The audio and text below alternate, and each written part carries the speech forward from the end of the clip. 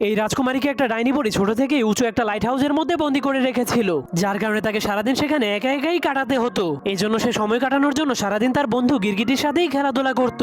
আর যখনই সেই ডাইনি বুড়ি এসে তাকে নিচে থেকে ডাকতে শুরু করত, তখনই রাজকুমারী তার বড় বড় চুলের সাহায্যে ডাইনি বুড়িকে উপরে নিয়ে আসতো, কারণ রাজকুমারী এই ডাইনি বুড়িকেই নিজের মা মনে করত। এজন্য সে ডাইনি বুড়িকে বলতো, মা তুমি আমাকে এখানে একা ফেলে চলে যাও কেন?